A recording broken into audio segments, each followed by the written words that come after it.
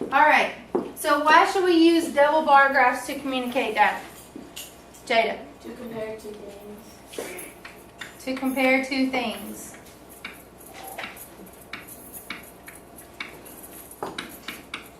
Why did you say two? What makes you say compare two things? Ladarius Vester, come to the office. Because, like, you can only compare two things with a double bar graph. You can't compare more than two or just one. Okay. All right, anybody else? Why should we use a double bar graph to communicate data? To show growth over time. To show growth over time.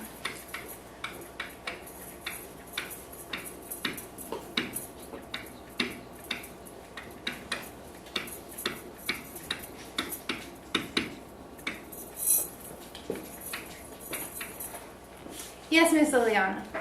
To show how much the business makes a month. Okay. Maybe to show how much a business makes. Can you be more specific about that? Yeah, like how much money they get for selling the product. Okay. How much they get for selling a product. What else might they use beside, like if we're having a double bar graph, we're going to have two bars, right? Because Jada said that we compare two things. So if they're selling things, what else might they compare that to? How much the profit they get. Okay, the profit they get. What else might they compare that to? How much they sell, and what's that E word we've been using? Expenses. Expenses. They might compare how much they've spent and how much they've made, right? Okay. All right. So, I'm going to go over a couple of vocabulary words. We've already talked about these. We know that the x-axis is Horizontal line. Allison. Horizontal line. A horizontal line like this Yes. that runs left to right. Okay, that's the x-axis. Okay, what about a y-axis? Michaela.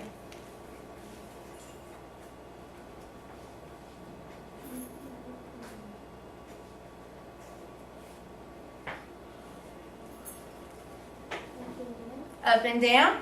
Okay. We call that vertical or the y-axis. All right, somebody describe to me what bars are. Green. Yes, Ahaja. Rectangles are shaded in. Rectangles that are shaded in. Oh, that's a great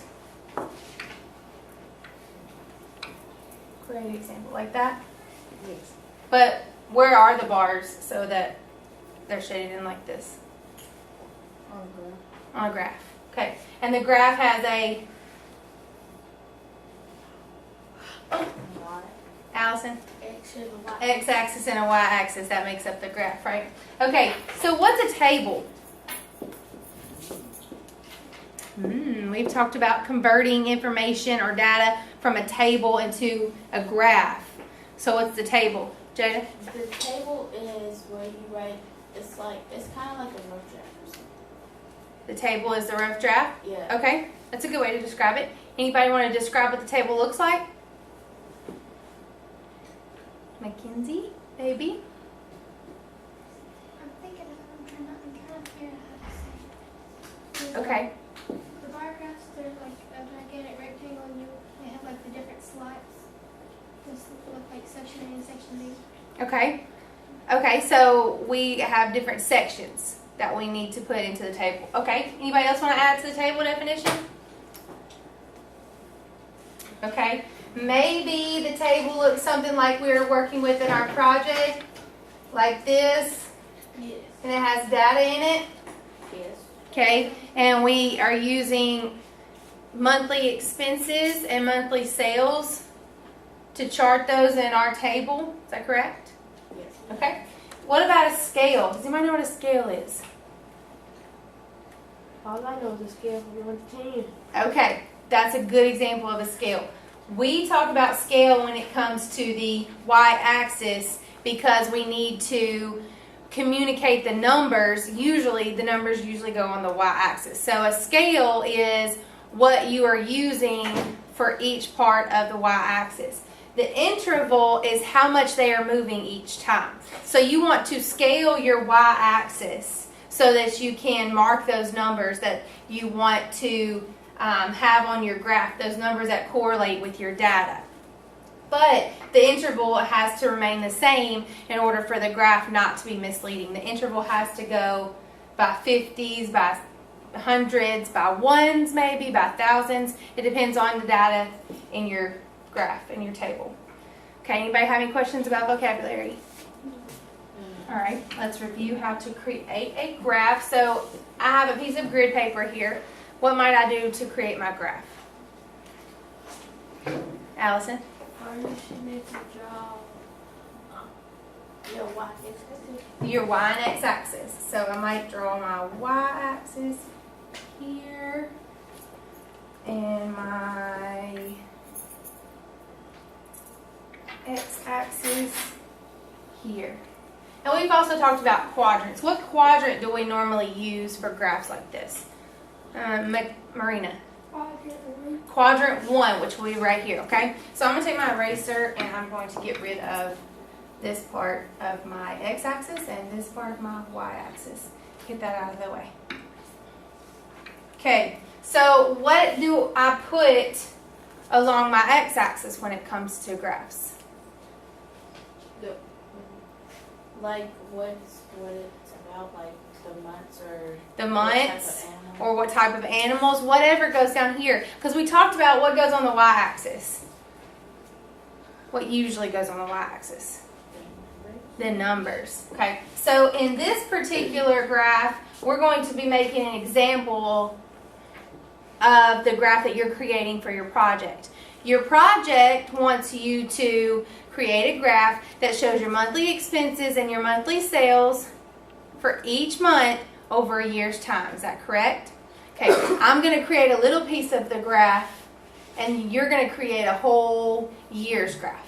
Okay, I'm just going to use 3 months. So what are the first 3 months I might use? January, February, March.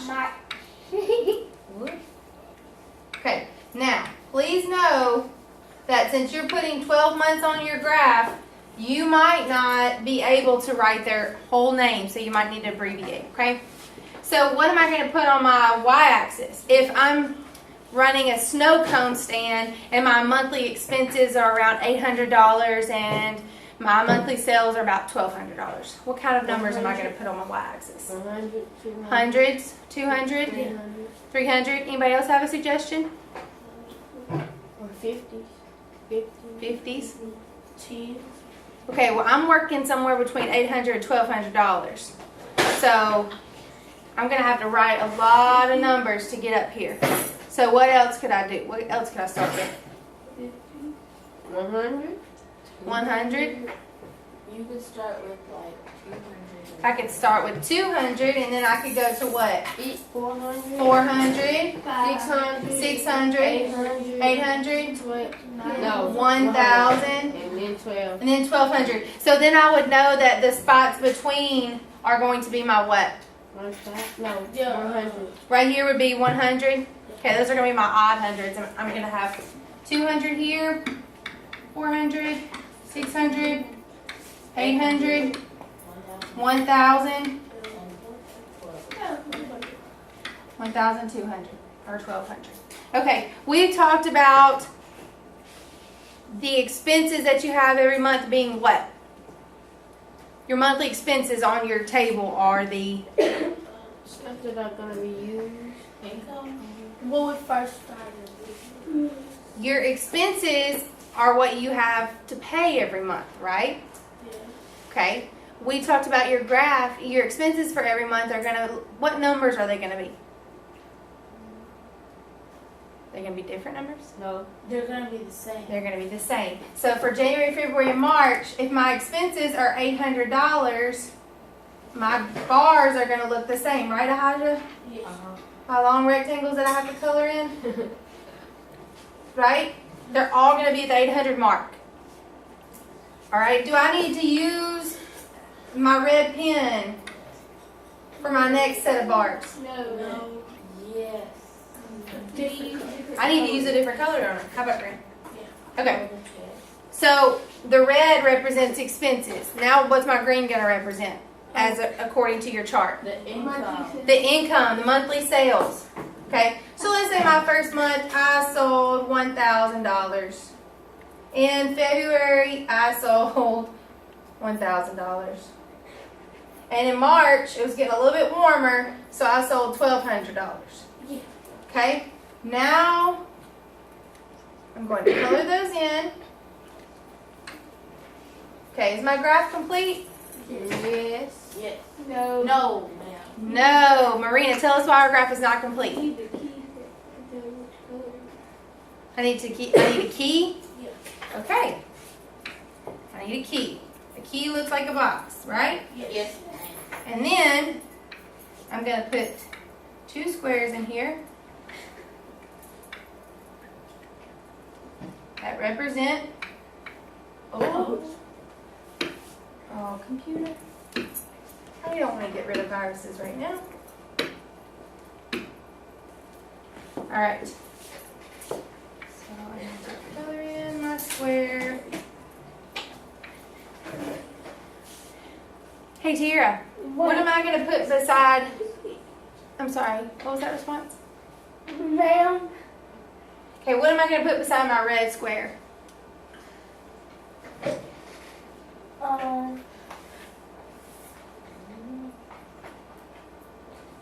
Okay, I need you to pay attention so that you will know how to create your graph. Okay. Okay, Allison, what do I put beside my red square? Monthly expenses. Monthly expenses.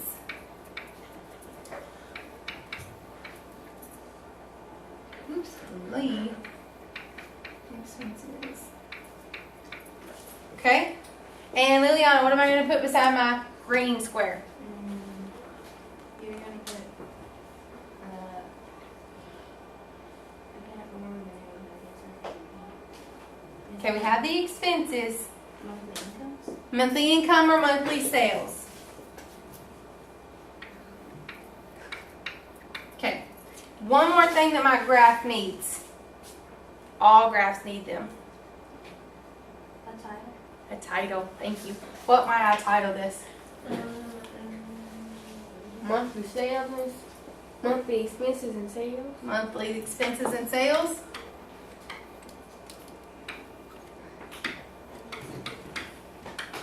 I could also name it monthly Objectives. objectives, monthly data, snow cone sales growth, something like that. I can name it whatever I want. It's my graph. As long as it pertains to the data and the information. What about something to name my y-axis? Should I do that? Yes. What should I put right here? Numbers. Numbers. Okay, what do the numbers represent? Sales and expenses. and sales. Okay, what do the numbers specifically represent? 200 what? $. $200. So I can put This is weird. amount in dollars. Okay? And of course we know that January, February, and March are what? Months.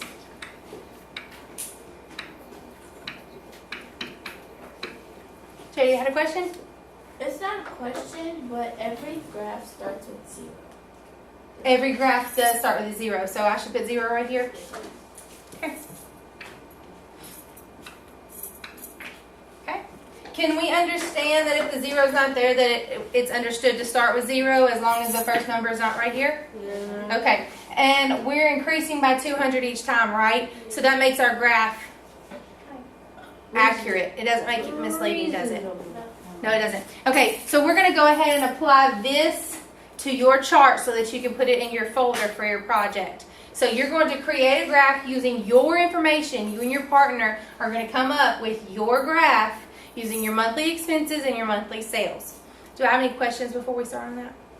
How are we supposed to put it on that paper? Or are we supposed to do it on another sheet of paper? I'm going to give you a piece of white paper. So we don't do it on that. On grid paper? No.